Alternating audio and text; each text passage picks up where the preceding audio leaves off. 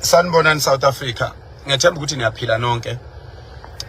Kulabo abakhathazekile ukuthi mhlambe mangabe kuvalwa izitolo zabantu bokufika. Ngabe mhlambe njengoba ezinye zilapha emakhaya abantu bekwazi ukuthenga isinkwa, bekwazi ukuthenga usawoti, bekwazi ukuthenga ushukela omncane nazo zonke lezi ezinye izinto. Ngabe mhlambe kuzokwenziwa kanjani ukuthi lezo tolo iqhubeke zisebenze? Sizokwenza isiqiniseko sokuthi abantu abasha okokuqala siba nohlelo nje oluqondile lokubasiza ukuthi bekwazi ukuqhubeka nalezo tolo. Bese kuthi odadewethu nabafowethu laba bebevele besebenza kulezo izitolo. Ibona bazoqhubeka babe ngabanikazi balezo izitolo. Kodwa sizoyibheka ngoba phela siyazi ukuthi abantu bakithi ipolitiki yabenza bangakwazi ukubambisana, babulala lo moya wokubambisana. Ngakho ke sicela ukusho ukuthi siniqinisekise, sininike ithemba lokuthi zonke lezi izitolo ezilapha emakhaya nalezi izitolo ezilapha emadolobheni esithi ayivale zizovula isebenze. Okwesibili, umyalezo esubhekise kulaba cash and care okuyibona abakade benikeza laba abantu bokufika impahla yokuthi bekwazi ukusebenza kulezi izitolo. Sizocela ukuthi labo cash and care beqhubeke benikeze ke laba balapha eSouth Africa ke manje esizobasiza. Kuzoba no association weiphaza shop ozovulwa manje, hayi labo association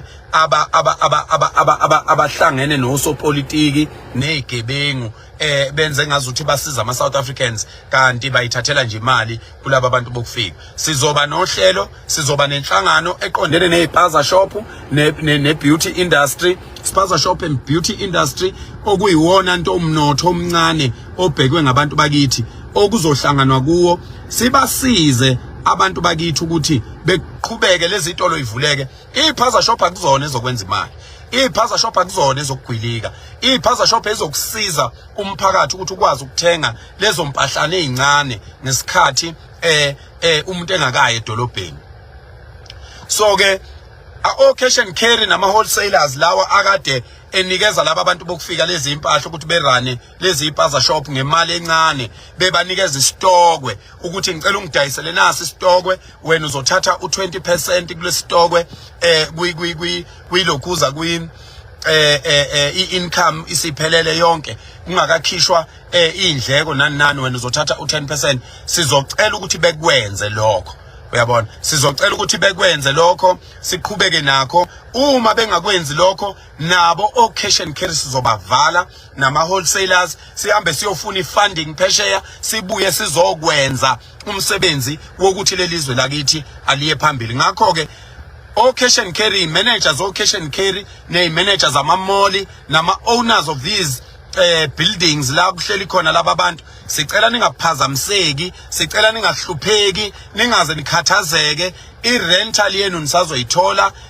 Abantu abebethenga kulezi izitolo basazoqhubeka bethenge kulezi izitolo, kodwa kuzoqhubeka umuntu wase South Africa esizomgada ukuthi umsebenzi wenza kahle, uvula ngesikhathi, abantu abasebenza naye bakhokheleka kahle, irent ikhokhwa ngesikhathi nayo yonke into. So laba babuza zonke lezo zinto lezo sibaphendula kanjalo ke.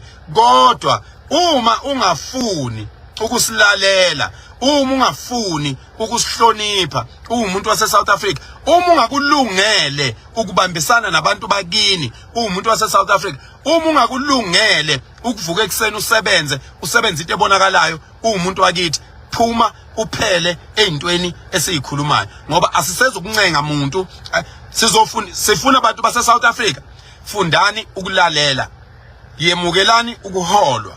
Asizukunihola ngendlela enithandwa ngayo nina. Awukwazi ukuthi uholwa kuphinde kube uwe oshoyo ukuthi holwa kanjani.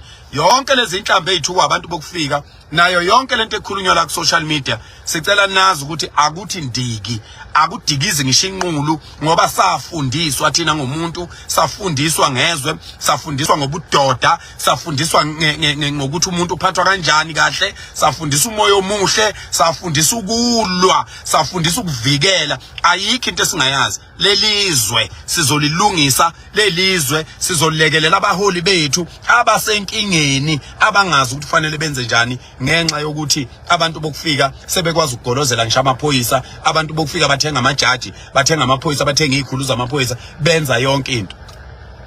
Lelizwe sizolulungisa sindawonye sisiza bona abaholi bethu futhi ayikho indawo esingeze ukufika kuyona. Khululeke ikwerekwere la ku social media linga create uzubone nje umuntu asuke kwelakhe izwe asaba ukuyiveza ubuyena a create a fake account ngoba nje ufuna ukuthuka abantu abalwela izwe lakho. Where do you draw that energy to even create a fake account just because you want to fight the people of that country? It is beyond your control now. It is beyond the leaders' control now. It's about us as abantu base South Africa. Abaholi bethu abatshela amazwe omhlaba ukuthi hayi ngane zakwethu lokhu kwabantu bokufika akusaphethwe yithi sekuphethwe umphakathi okuyiwona osivotele. As ama leaders ase South Africa, we are forced to listen to umphakathi. So